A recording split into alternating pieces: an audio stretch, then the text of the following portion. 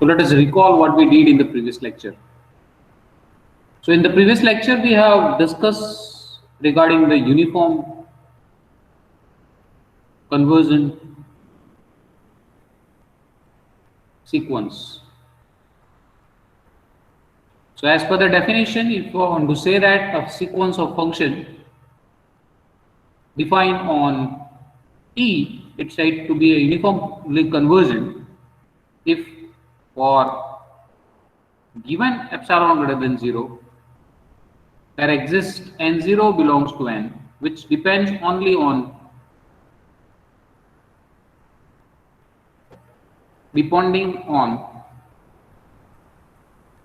epsilon, such that mode of fn of x minus fx is less than epsilon for every n greater than or equal to n0, and for every x is belongs to E. F is called the limit of this sequence. There is equivalent statement we have proved in the previous lecture, is that if a function is uniformly convergent, that means this statement is equivalent to right. So I can say it is double implies. For every epsilon greater than 0, there exists n0 belongs to n, depending on epsilon, such that fn of x minus fm of x less than epsilon for every n m greater than or equal to n0 and for every x belongs to E. This is known as a Cauchy's criteria, and your function is a real valued function or a complex valued function, then we can say these statements are equivalent. Another equivalent statement we have discussed is that if you have a pointwise conversion is given, if fn converges to f pointwise, it's already there, then and mn is the supremum of fnx minus fx, x belongs to E, then mn of x or mn is tending to 0 as n tends to infinity. So f is uniformly convergent means this mn, which is a supremum of fn minus fx, will tend to 0. This is another way to looking at the uniform convergence. So we have proved these two results in the previous lecture, and in this lecture we are going to discuss some examples on uniform convergence of sequence. So this sequence, so what are the working rules to check the uniform conversion? So first one, if you have given some sequence of function, first you have to check whether this sequence of function is converged to some function f pointwise. If it is pointwise conversion, then this is the first step to check. The second step is to find mn. What is mn? I already said this is the mn.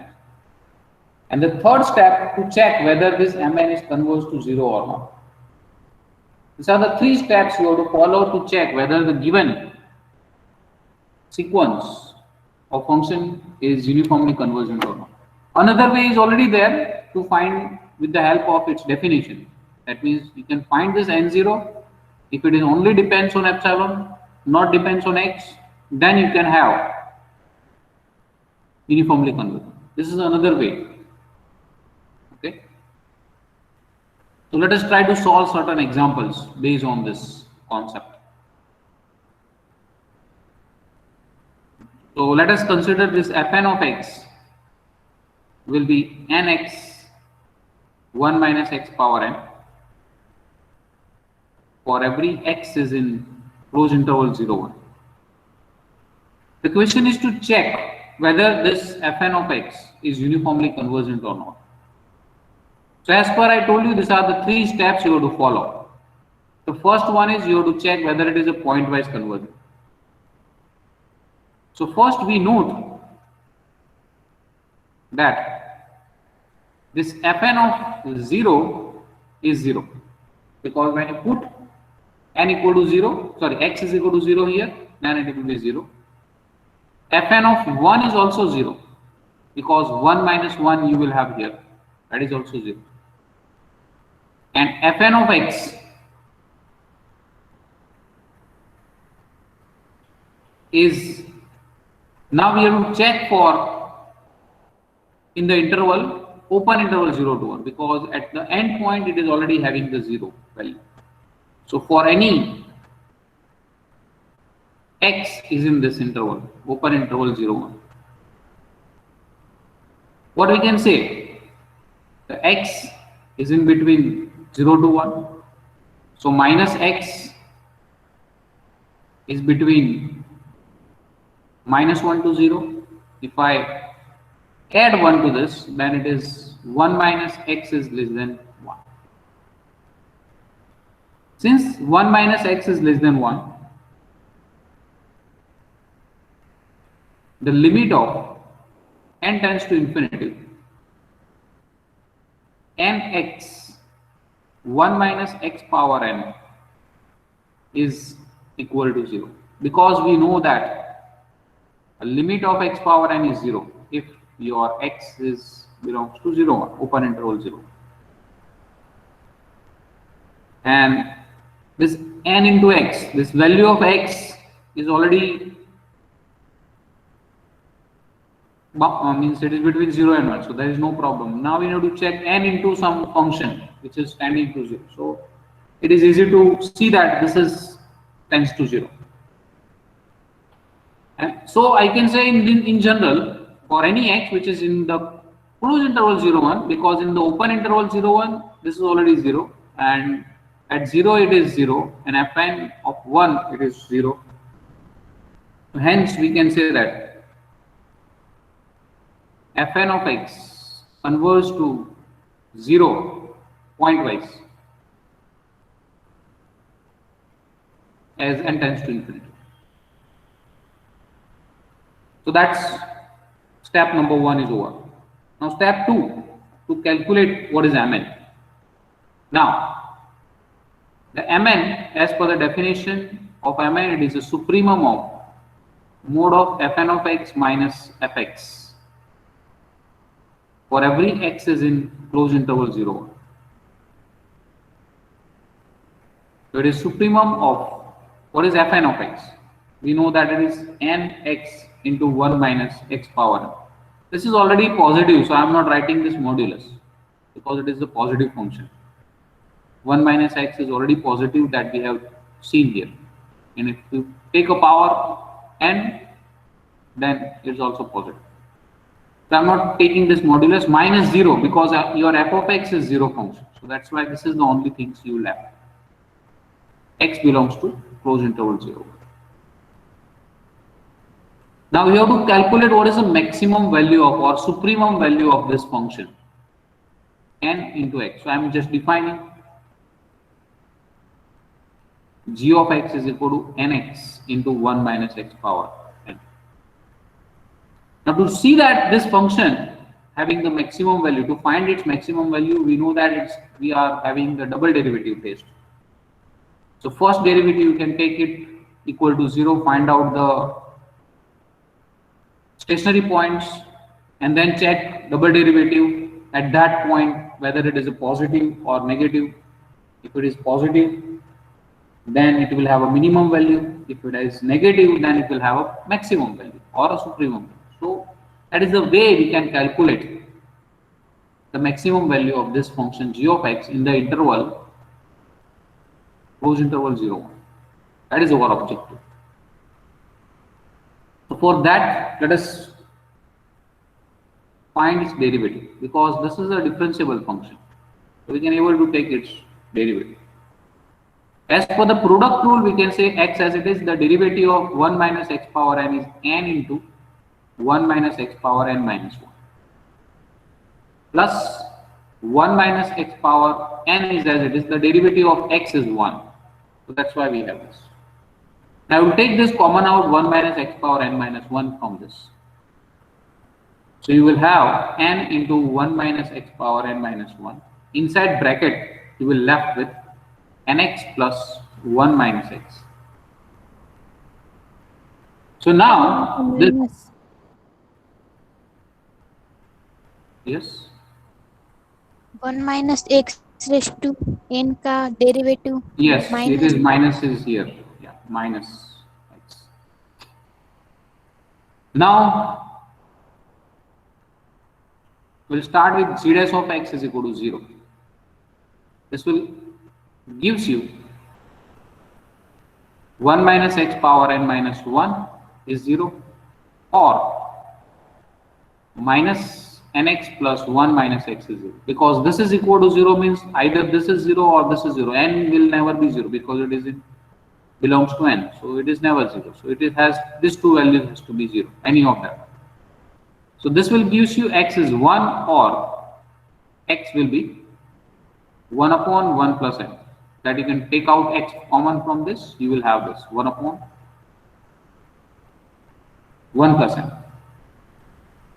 Now to see whether this function has the maximum or minimum, you have to calculate the double derivative of this at those points, at these points, 1 and 1 upon 1 plus n. And both of them are in the interval 0 to 1, because this is also between 0 and 1, and the 1 is also inside the interval, or it is a boundary of that interval. So let us calculate what is the g double dash.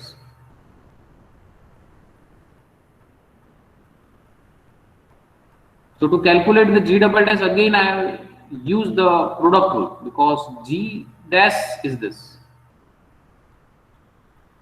1 minus x power n minus 1 as it is, derivative of this quantity. The derivative of this one is minus n, and derivative of 1 is 0, derivative of x is minus 1. So it is minus n minus 1 plus this quantity as it is. So that is 1 minus n plus 1 x as it is. The derivative of this, that is n minus 1 into 1 minus x power n minus 2 into minus 1. Now we have to check at those points, that is x is equal to 1 and x is equal to 1 upon n plus 1. Let's see what we have. Now g double dash at 1. You can see that g double dash at 1, that is, if I put x is equal to 1 here, then this is 1 minus 1, this term is 0, and here is also 1 minus 1, so this is 0. So it will, we cannot say this anything regarding x is equal to 1. So it may have increasing, decrease, means it has a maximum, we cannot say anything. So it will not be a minimum or a maximum of that function. Okay, so we note this. And g double dash at 1 upon 1 plus n, that we can say, because this is another point. So that is n into, here if I have, that is 1 minus 1 upon 1 plus n power n minus 1. This is, minus is common out, I can take minus common. Why? I will tell you. Because other term will be 0. Because when you substitute 1 upon 1 plus n here instead of x, then n plus 1 is cancelled out and 1 minus 1 will give you 0. So this term will be 0 if x is 1 upon n plus 1. So, and this value is positive, 1 minus this value is also positive, and this is minus of something, so this is a negative value, that we can definitely say. So if this is a negative value, therefore what we conclude is x is equal to 1 upon 1 plus n gives maximum value of g of x. Therefore the mn of x is the supremum of fn of x minus fx. X belongs to closed interval 0, 1. will gives you g of 1 upon 1 plus 1 upon 1 upon n plus 1. This is the value of supremum of this thing. Hence, this is g. The g function we already defined as nx into 1 minus x to the power n.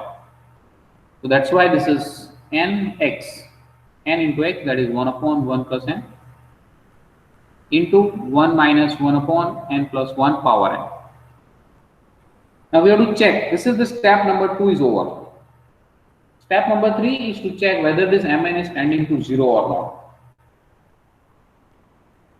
So if I take the limit n tends to infinity, mn, that is limit n tends to infinity, you can see this is n upon 1 plus n is there. So this is 1 upon 1 plus 1 upon n we can write, because if I divide by n here, this n upon 1 plus n we can write in this form. And this term I can write 1 plus n minus 1 upon n plus 1 power n. So this will be limit n tends to infinity. If I can write down this is as it is, and this term I may write down as n upon 1 plus n power n. This also we can write down n tends to infinity 1 upon 1 plus 1 upon n, and if I divide here n, then it is 1 upon 1 plus 1 by n power n is there. Now as per, might be you know, this is a very well known limit, that is a limit x tends to 0, 1 plus x power 1 upon x is, you know, that it is e, Euler number e. So this is actually gives you 1 upon 1 plus 0 into 1 upon e. So the answer is 1 upon e finally, which is non-zero. Since this is non-zero, we can say that the Fn will not converge to F uniform. It is converged pointwise, it is there, but not converged uniform. That we can say for this. If this Mn will tend to 0, then we can say it is uniformly converged. Let us consider one more example of the same kind. So let us have second example. Define or let Fn of x is x power n minus 1, 1 minus x, as x belongs to closed interval 0. The question is the same, to discuss the uniform convergence of this sequence of function. So here is the same things which we have done in the previous example. Fn of 0, we know it is 0, we know this.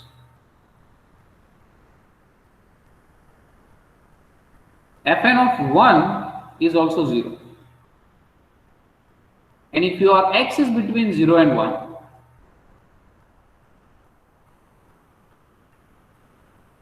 a limit of n tends to infinity, x power n minus 1 we can say it is 0. We already know this. This is a geometric sequence. And hence, this Fn of x, that is x power n minus 1 into 1 minus x, will tend to 0 pointwise as n tends to infinity. For every x, it is in closed interval 0, 1. We can say this. And the 0 is the function, limit function. This is the step number 1. And in step 2, you have to calculate what is Mn. So we know that Mn is the supremum of all Fnx minus Fx, such that x belongs to closed interval 0, 1. So it is the supremum of x power n minus 1, 1 minus x. Here is also, this is a positive function because 1 minus x is already positive, x is also positive in this interval. And minus 0, fx is 0, so that is 0 function. And so that's why I'm not writing this modulus here, it is the same thing. It is in this input. So again, by taking this is as a g function, let us take g of x is equal to x power n minus 1, 1 minus x for every x is in the closed interval 0. Now we have to find out what is the maximum value of this g of x. Now g dash of x will be x power n minus 1. The derivative of this will gives you minus 1 plus n minus 1 into x power n minus 2 into 1 minus x as it is. And you can see that this x power n minus 1 you can take out, minus 2 you can take out. Inside bracket is left with minus x plus n minus 1, 1 minus x. So further if I simplify, this is x raised to n minus 2 minus x plus n minus nx plus 1, sorry, minus 1 and plus x. This x will get cancelled. So finally, what we got is x power n minus 1, n minus 1 minus x is the final quantity is left. Let us calculate g double dash at the same time. So if I apply a derivative as a product rule, x power n minus 2 as it is, a derivative of this thing is minus n plus n minus 2 into x raised to n minus 3 into n minus 1 minus nx is there. Now to see that it has maximum and minimum value, first you have to see what is g dash of x is. So we need to calculate stationary points. That is g dash of x is equal to 0, implies x power n minus 2 into n minus 1 minus nx equal to 0. So this will give you x is 0 or x will be n upon n minus 1 because nx goes on the other side and this is n upon, sorry, it has to be n minus 1 upon n. So this is the quantity there, x is equal to either 0 or this. Now let us see what is if I substitute these two values here. If I put x is equal to 0 here, 0 into 0, so this will also give you 0. So there is only need to put this other value, that is now what is g double dash at n minus 1 upon n. We can see that this is the value, that is minus n into n minus 1 upon n power n minus 2 plus this value will become 0. Why? Because this term is 0. If I have n minus 1 upon n, if I substitute, n will get cancelled out, n minus 1 is cancelled out. So this will be 0. So only this term is left. And we note that this is negative. So hence x is equal to n minus 1 upon n is a maximum. That means it gives the maximum value of the function. So therefore,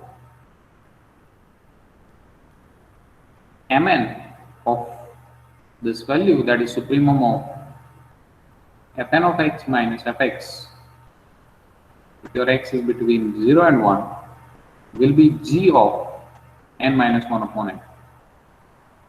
But g function, we know it is this x power n minus 1 upon 1 minus x. So that is x power n. X is this n minus 1 upon n power n into 1 minus n minus 1 upon n. This is the value of m. Now let us see what is the limit of this function. N tends to infinity. This is the third step. Limit n tends to infinity. If I can write down this numerator as 1 minus 1 upon n power n, and this value I may write down as n minus n plus 1 upon n.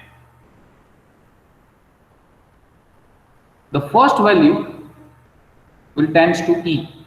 So as per the previous same argument, limit x tends to 0, 1 plus x power 1 upon x is e. So this is minus sign. So I'll just adjust that minus here in the numerator. So in the power minus whole power minus 1. And this value is n is cancelled out, so it is 1 upon n. So the first quantity will tends to e. So it is power n. Sorry, power minus 1 is there. So that is it is e power minus 1 into this value is tends to 0. So final answer is 0. So mn is tending to 0. So therefore we can say that the sequence Fn converges uniformly to 0. That is a 0 function. So this is uniform convergence because this mn is tending to 0. Let's have the one more example.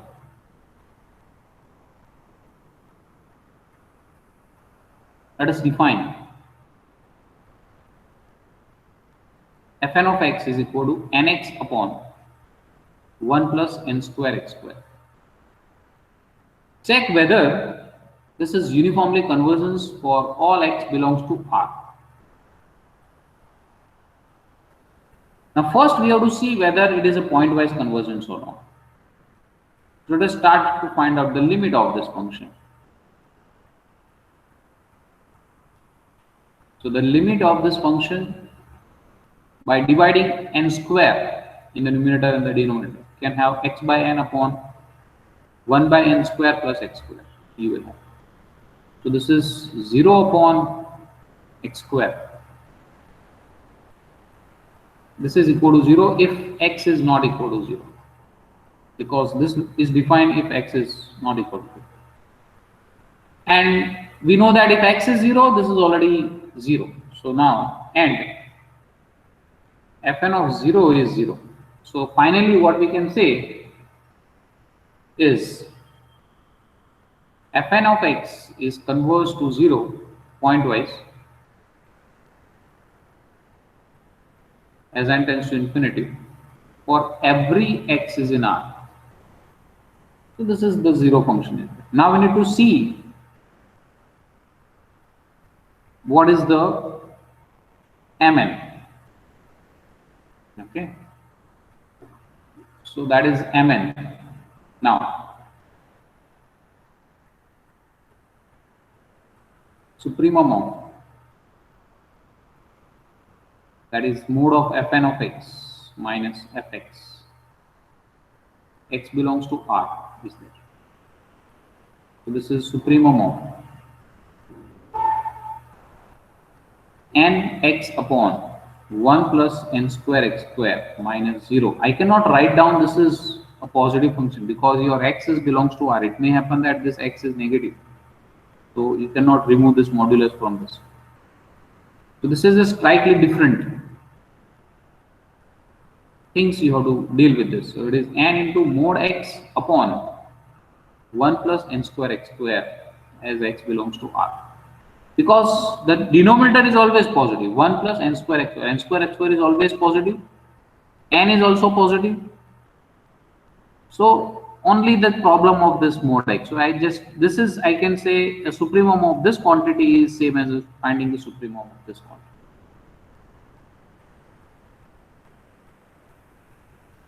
So ultimately this is greater than or equal to, I can say, for any x in this interval, which is x belongs to R, we can have this, because this is a supremum of this quantity.